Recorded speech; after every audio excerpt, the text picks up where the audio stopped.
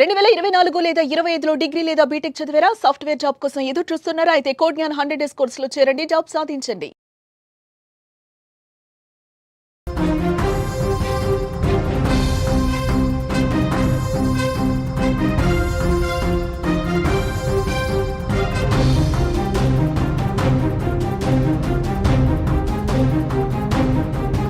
హితీక్షను చంపింది పిండి మమతే అని తేల్చిన తర్వాత పోలీసులు సీన్ రీకన్స్ట్రక్షన్ చేశారు. గడిచిన 48 గంటలుగా మమతని తమ అదుపులో ఉంచుకున్న పోలీసులు అనేక రకాలుగా ఆమెను ప్రశ్నించిన తర్వాత అసలు హత్య ఎలా జరిగింది అనే విషయాన్ని వాళ్ళు రికార్డ్ చేసేందుకు సీన్ రీకన్స్ట్రక్షన్ చేశారు. మమతకు సంబంధించిన పోలీస్ స్టేషన్లో ఉన్న విజువల్స్ మా దగ్గర ఉన్నాయి. ఒకసారి మీరు స్క్రీన్ మీద చూడొచ్చు. పోలీసులు మమతని అదుపులోకి తీసుకొని సీన్ రీకన్స్ట్రక్షన్ చేయడానికి వెళుతున్న సందర్భంలో రికార్డు చేసిన వీడియోస్ ఇవి. జగిత్యాల పోలీసులు మమతని స్టేషన్ నుంచి బయటకు తీసుకొస్తున్నారు. ఈ మమతే బంగారు తల్లి హితీక్ష ప్రాణాలని బలి తీసుకుంది. తన సొంత అక్క కూతురు నవీన కూతురైన హితీక్ష గొంతు కోసింది. కట్టర్తో ఆ బంగారు తల్లి గొంతు కోసి ఏమీ తెలియని అమాయకురాలుగా ఆమె అక్క పక్కనే కూర్చొని బోరున విలపిస్తూ మహానటిలా నంగనాచిలా నటించింది. ఈ మమత విజువల్స్ ఇప్పుడు మీరు చూడొచ్చు. పోలీసుల అదుపులో ఉన్న మమత విజువల్స్. ఎప్పుడైతే మమత హితీక్షను చంపినట్టుగా పోలీసులు నిర్ధారించుకున్న తర్వాత అసలు ఎలా చంపావు, ఎలా మర్డర్ ప్లాన్ చేశావు, హత్యకి ఎన్ని రోజుల నుంచి ఈ ప్లాన్ రాసుకున్నావు అనే విషయాలన్నింటినీ బయటకు లాగే ప్రయత్నం చేశారు పోలీసులు. జగిత్యాల పోలీసుల విచారణలో మమత భయంకరమైన విషయాల్ని బయటపెట్టింది. మమత హితీక్షను చంపిన సీన్ రీకన్స్ట్రక్షన్ డీటెయిల్స్ తెలిస్తే మీరు కూడా కళ్ళ వెంట నీళ్ళు తెచ్చుకుంటారు. శనివారం సాయంత్రం హితీక్ష దారుణ హత్యకు గురైంది. శనివారం సాయంత్రం హితీక్షని మమత అటకాయించింది. మొహరం పండగ ఎక్కడైతే ఈ కోరుట్లలో మొహరం అనేది చాలా పెద్ద పండగ. ఎక్కువ మంది ఊరంతా కలిసి ఒక పెద్ద ఫెస్టివల్లా చేస్తారు. ఈ మొహరం పండగ సందర్భంగా స్కూలుకు వెళ్ళి తిరిగి వచ్చిన హితీక్ష అక్కడ పీరీల ప్రదర్శనను చూసేందుకు వెళ్ళింది. పీరీలను చూస్తున్న సమయంలోనే సాయంత్రం 5 గంటల సమయంలోనే హితీక్షని కనిపెట్టిన మమత వెంట తీసుకొచ్చింది. సొంత పిన్నే కావడంతో హితీక్ష మమత వెంట నడుచుకుంటూ వచ్చింది. అక్కడి నుంచి తన వెంట తెచ్చుకున్న కత్తి కట్టర్తో మమత హితీక్షని తీసుకొని తమ ఇంటికి ఎదురుగా ఉన్న మరో ఇంట్లోకి తీసుకెళ్ళింది. ఆ ఇంటికి తాళం వేసి ఉంది. ఆ ఇంటి యజమాని ఆ సమయంలో లేరు. బాత్రూంలో ఇంటి బయట ఉన్న వాష్రూమ్లోకి తీసుకెళ్ళి హితీక్ష నోరు మూసి వెంట తెచ్చుకున్న కట్టర్తో ఆ బంగారు తల్లి గొంతు కోసేసింది. గొంతు కోసి వెంట తెచ్చుకున్న కత్తితో కసిదీరా పొడిచాను అని మమత పోలీస్ కన్ఫెషన్లో స్పష్టం చేసినట్టుగా సమాచారం అందుతోంది. హితీక్షను చంపిన తర్వాత ఏమీ తెలియని నంగనాచిలా మళ్ళీ కొత్త నాటకాన్ని మొదలుపెట్టింది. హితీక్ష ఈ సందర్భంలో హితీక్ష హత్యకు ముందు నువ్వెలా ఆలోచించావని పోలీసులు అడిగితే మమత ఇంకొక భయంకరమైన విషయం చెప్పింది. అసలు తను చంపాలనుకున్నది ఒరిజినల్గా హితీక్షను కాదు, హితీక్ష అన్న. ఈమె కంటే బంగారు తల్లి హితీక్ష కంటే 2 ఏళ్ళు పెద్దవాడు. నవీన పెద్ద కొడుకు, అదే రాము నవీన పెద్ద కొడుకు. ఆ కొడుకుని చంపేయాలనుకుందంట.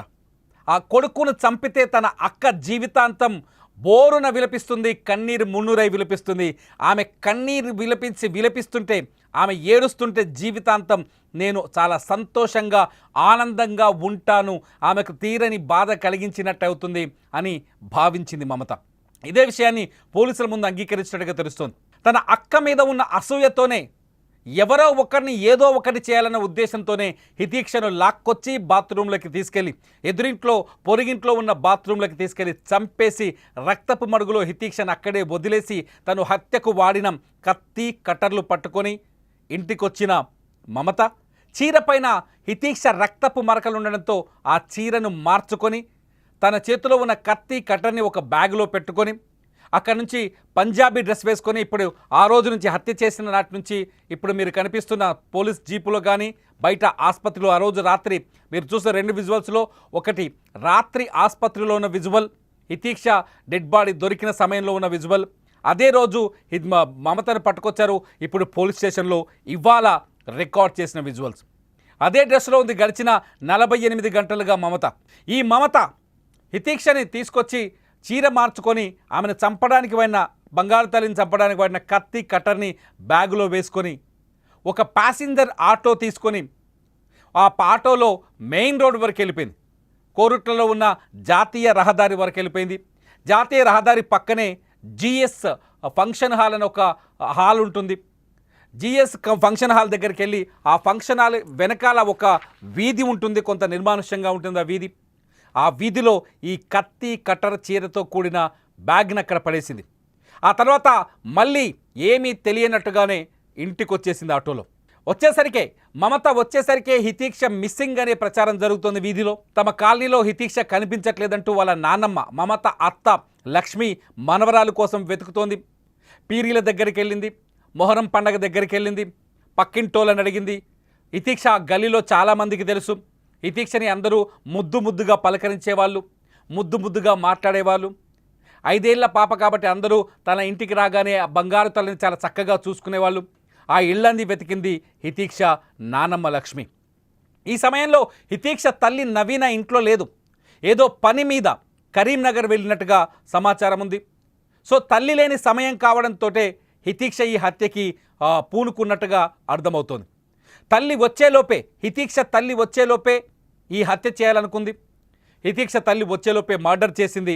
ఏమీ తెలియని నంగనాచిలా ఇంట్లో వచ్చి కూర్చుంది.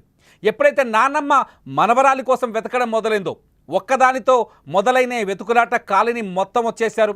హితీక్ష కోసం ఆరా తీశారు. చీకటి పడే కొద్దీ హితీక్ష తల్లి కూడా నవీన ఇంటికొచ్చింది. కూతురు కనిపించకపోవడంతో బోరున విలపిస్తూ భయాందోళనకు గురైంది. భయాందోళన పెరగడం, చీకటి పడుతుండడంతో అర్థం కాని స్థితిలో పోలీసుల దగ్గరికి వెళ్ళారు హితీక్ష కుటుంబ సభ్యులు. పోలీసులు వచ్చి సెర్చ్ చేస్తే హితీక్ష డెడ్ బాడీ ఎదురుగా ఉన్న ఇంట్లో బాత్రూంలో రక్తపు మడుగులో గొంతు కోసి కనిపించింది. మీరు ఆ బాత్రూమ్ని కూడా ఇప్పుడు స్క్రీన్లో చూస్తున్నారు. ఈ బాత్రూంలో మీకు కనిపిస్తున్న బ్లాక్ అండ్ వైట్లో మేము చూపిస్తున్న ఆ బ్లడ్ ఆనవాళ్ళు మీరు చూస్తున్నారు. ఈ బాత్రూంలోనే హితీక్ష డెడ్ బాడీ దొరికింది. హితీక్ష డెడ్ బాడీని చూడగానే ఒక్కసారిగా అందరూ బోరున విలపించారు. ఎవరు హితీక్షను చంపారనే విషయం అర్థం కాని పరిస్థితి. పోలీసులు కూడా షాక్కు గురయ్యారు. విషయం వెంటనే జిల్లా పోలీసు ఉన్నతాధికారి ఎస్పీ దగ్గరికి వెళ్ళిపోయింది. ఇమీడియట్లీ రంగంలోకి దిగిన ఎస్పీ సరాసరి జగిత్యాల నుంచి కోరుట్లకు వచ్చారు. కోరుట్లలో హితీక్ష ఇంటి పరిసరాన్ని పరిశీలించారు. ఆ హితీక్ష మర్డర్ జరిగిన ప్లేస్ను చూశారు. సాయంత్రం 9 గంటల నుంచి ఉదయం 4 గంటల వరకు ఎస్పీ అక్కడే ఉండి పూర్తి స్థాయి విచారణ జరిపించారు. ఈలోపు టెక్నికల్ టీం వచ్చింది, పోలీస్ క్లూస్ టీం వచ్చింది, అట్లాగే డాగ్ స్క్వాడ్ వచ్చింది. డాగ్ స్క్వాడ్ వచ్చి మర్డర్ జరిగిన ప్లేస్ నుంచి హంతకులు ఎటువైపు వెళ్లారనే విషయాన్ని పసిగడుతూ వెళ్ళింది. కట్ చేస్తే ఆ డాగ్ స్క్వాడ్ నేరుగా హితీక్ష ఇంట్లోకి వెళ్ళింది. దీంతో పోలీసులకు క్లారిటీ వచ్చింది, ఇంట్లో వాళ్ళే ఈ హత్య చేశారని. వెంటనే కుటుంబ సభ్యులందరినీ కూర్చోబెట్టి ఒక్కొక్కరిని ఆరా తీశారు పోలీసులు. వాళ్ళ కదలికలపైన ఆరా తీశారు. అంతేకాదు హితీక్ష హత్యకు గురైన ఇంటి పక్కనే ఒక కన్స్ట్రక్షన్ జరుగుతుంది. ఆ కన్స్ట్రక్షన్లో కొందరు తాపీ మేస్త్రీలు అంటే భవన నిర్మాణ కార్మికులు ఉంటారు కదా, వాళ్ళని కూడా విచారించారు. పోలీస్ స్టేషన్కి తీసుకెళ్లారు. ఆ తర్వాత హితీక్ష నానమ్మ లక్ష్మిని పోలీస్ స్టేషన్కి తీసుకెళ్లారు. ఆ తర్వాత హితీక్ష బంధువుల్ని కొందరిని పోలీస్ స్టేషన్ తీసుకెళ్లారు. ఆ వీధిలో ఉన్న వాళ్ళని తీసుకెళ్లారు.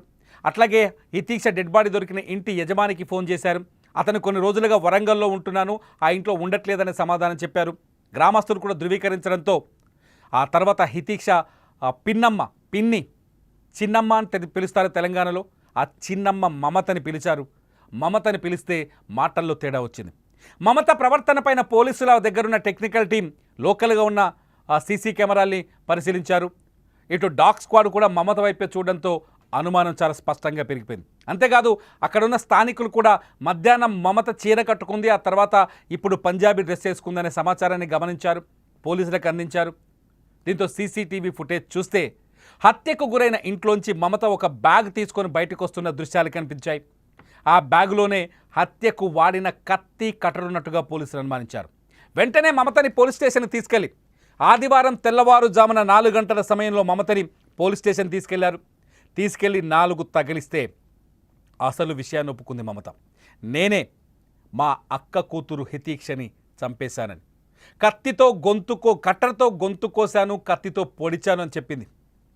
తన అక్క పైన ఉన్న అసూయని భరించలేకపోయాను, ఇంట్లో తన అక్క నవీనకు అధిక ప్రాధాన్యత ఇవ్వడం, తనకి ప్రాధాన్యత లేకపోవడంతోనే ఈ హత్య చేసినట్టు ఒప్పుకున్నారు. ఇటు కుటుంబ సభ్యులు కూడా మమతని అదుపులోకి తీసుకోగానే ఆమె పైనున్న ఆరోపణలన్నింటినీ పోలీసులకు చెప్పారు. మమత ఆన్లైన్ బెట్టింగ్లు ఆడుతుందని, అట్లాగే బిట్ కాయిన్స్ లాంటి వాటిలో డబ్బులు పెడుతోందని, 30 లక్షల రూపాయల వరకు దుర్వినియోగం చేసింది, అప్పులు చేసిందని కుటుంబ సభ్యులు చెప్పారు. ఈ ఫ్రస్ట్రేషన్లోనే మమతకి కొంత కుటుంబంలో చిన్న చూపు దక్కింది.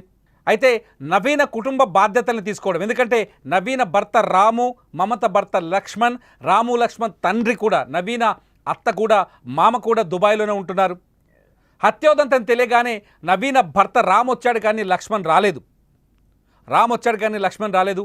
ఈలోపు మమత ఉన్న విషయాలన్నింటినీ బయటపెట్టింది. కుటుంబ సభ్యులు చెప్పిన మాటలు, మమత చెప్పిన మాటలు మ్యాచ్ అవ్వడంతో పోలీసులు ఒక నిర్ధారణకు వచ్చారు, హత్య మమతే చేసిందని.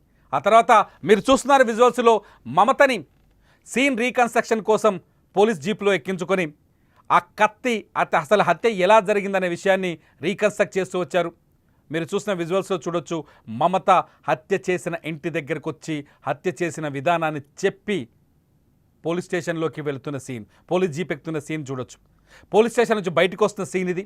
మమత ఎలా చంపానో చాలా స్పష్టమైన వివరణ పోలీసులకు ఇచ్చినట్టుగా తెలుస్తుంది. టెక్నికల్ ఎవిడెన్స్ని కూడా పోలీసులు తీసుకున్నారు. మమత ఈ హత్య చేసినట్టుగా కొద్దిసేపటి క్రితమే నిర్ధారించినట్టు సమాచారం అందుతోంది. కేవలం అక్క మీద అసూయతోటే ఈ హత్య చేసిందని, అక్కకి ఇంట్లో గౌరవం ఎక్కువగా ఉండటం వల్ల ఈ హత్య చేసినట్టుగా మమత ఒప్పుకుందని పోలీసులు చెప్తున్నారు. నిజానికి మమత, ఆమె హైతీక్ష తల్లి నవీన ఇద్దరు సొంత అక్క చెల్లెల పిల్లలు. మమత తల్లి, నవీన తల్లి కూడా సొంత అక్క చెల్లెళ్ళు. వీళ్ళిద్దరూ రాము లక్ష్మణ్ అని ఇతీక్ష నాన్న పిన్నాన్న, చిన్నాన్న, బాబాయ్ అంటాం కదా, వీళ్ళిద్దరూ కవల పిల్లలు. వాస్తవానికి వీళ్ళిద్దరిని పెళ్లి చేసుకున్నారు. రాము అట్లాగే లక్ష్మణ్ ఇద్దరు దుబాయ్లోనే ఉన్నారు. హితీక్ష హత్యోదంతం తర్వాత మమత ఫోన్లో కొన్ని ఫొటోస్ లభించాయని చెప్పారు పోలీసులు. మమత ఫోన్ కాల్ డేటా మొత్తం డెలీట్ అయినట్టుగా చెప్పారు. ఇదంతా చూస్తుంటే హత్య చేసిన విషయాన్ని దుబాయ్లో ఉన్న భర్తకు ముందుగానే మమత చెప్పిందేమో అనే అనుమానాలు కలుగుతున్నాయి పోలీసులకి. అందుకే లక్ష్మణ్ ఈ హత్య తర్వాత ఇంటికి రాలేకపోయాడు. నిజానికి రాము వచ్చాడు, రాము తండ్రి కూడా ఇక్కడికి వచ్చాడు, కానీ లక్ష్మణ్ రాలేకపోయాడు. అంటే భార్య ముందుగానే లక్ష్మణ్కి సమాచారం ఇచ్చిందనే ఒక చర్చ కూడా పోలీసుల దగ్గర జరుగుతుంది. ఈ పోలీసులు దీనిపైన ఇంకా వివరణ ఇవ్వాల్సి ఉంది. మొత్తానికి చాలా పకడ్బందీ ప్లాన్తో, చాలా క్రిమినల్ బ్రెయిన్తో, ఊహించని అసూయని మనసులో పెంచుకొని, కక్షని మనసులో పెంచుకొని బంగారు తల్లి హితీక్ష ప్రాణాలు బలి తీసుకుంది సొంత పిన్ని మమత. మమత ఇంత దారుణానికి ఒడిగడుతుందని ఎవ్వరూ ఊహించలేదు ఆ కుటుంబంలో. మనం కూడా మన పిల్లల్ని బంధువుల దగ్గర వదిలేస్తాం. మన రక్త సంబంధికుల ఇంట్లో ఉంచితే మనం ఎలా చూసుకుంటామో మన బంధువులు కూడా మన రక్త సంబంధికులు, మన తమ్ముడు భార్యనో, నా తమ్ముడో, లేకపోతే నా చెల్లో అలాగే చూసుకుంటుందని నమ్ముతాం. ఎందుకంటే మన వాళ్ళు మన రక్తానికి హాని చెయ్యరు అని. కానీ మమత అలా ఆలోచించలేదు. తనకు దక్కని గౌరవాని కోసం, తనకంటే ఎక్కువ గౌరవాన్ని పొందుతుందని తన అక్క పైన అక్కసు తీర్చుకోవాలంటే ఆమె జీవితానికి కావలసినన్ని కన్నీళ్లు మిగిల్చాలనుకుంది. ఆ కన్నీళ్లు మిగిల్చడానికి ఆమెకున్న ఇద్దరి పిల్లల్లో ఎవరో ఒకరిని దారుణంగా చంపాలి అనుకుంది. అనుకున్నట్టుగానే హితీక్షని అట్టకాయించి అతి దారుణంగా చంపేసింది. ఇవాళ మమత జైల్లో ఉంది. ఇక్కడ ఒక గొప్ప విషయం చెప్పాలి. మమత ఇద్దరు కూతుర్లు ఇప్పుడు అనాథలుగా మారిపోయారు. ఆమె దుబాయ్లోనే ఉన్నాడు, రాలేదు లక్ష్మణ్. ఆమె తల్లి మమత పోలీస్ స్టేషన్లో ఉంది, వాళ్ళకి ఇద్దరు ఆడపిల్లలు ఉన్నారు. ఆ ఇద్దరు ఆడపిల్లలు ఇప్పుడు ఇంట్లో ఏడుస్తూ కనిపిస్తుంటే వాళ్ళని దగ్గరికి తీసుకుందెవరో తెలుసా? దారుణ హత్యకు గురైన, తన కూతురు దారుణ హత్యకు గురైంది కదా, ఆ హత్యకు గురైన రాము, హితీక్ష తండ్రి రాము దగ్గరికి తీసుకొని వాళ్ళని పట్టుకొని ఏడ్చాడని ఎక్కడున్న వాళ్ళు చెప్తుంటే నిజంగా కన్నీళ్ళు వస్తున్నాయి. మమతకు మనసు ఎలా వచ్చింది? తన కూతురు లాంటి బిడ్డని చంపాలనే ఆలోచన ఎలా వచ్చింది? వచ్చింది కత్తి పెట్టి ఆ పిల్ల గొంతు కోయాలనే ధైర్యం ఎలా వచ్చింది? ఆ చిన్నారి గొంతు కోస్తుంటే, ఆ చిన్నారి ఏడుస్తుంటే ఒక్క క్షణం బాధ అనిపించలేదా? ఆపలేకపోయిందా? ఇంత రాక్షసత్వం ఉందా మమత మనసులో? ఇంత రాక్షసులుగా ఉన్నాయా ఈ సమాజంలో మనుషులు? ఇంత పాశవికమైన హృదయాలతో జీవిస్తున్నామా? ఇంత దుర్మార్గమా? ఒక్కసారి ఆలోచించండి. ఎవరైనా నమ్ముతారా? సొంత బంధువుల్ని కూడా నమ్మే పరిస్థితి లేకుండా చేసింది మమత. మానవ సంబంధాల్ని మట్టి గరిపించింది, మానవత్వాన్ని తొవ్వి పాతిపెట్టింది, తన కత్తితో గొంతు కోసింది. అన్యం పుణ్యం ఎరగని తన సొంత అక్క బిడ్డ ప్రాణాలు బలి తీసుకొని ఏం సాధించబోతుంది మమత? మమత లాంటి నిర్దయ కలిగిన బండరాయి లాంటి మనస్తత్వం ఉన్న ఈ మమత లాంటి క్రిమినల్కి ఎటువంటి శిక్ష పడాలి?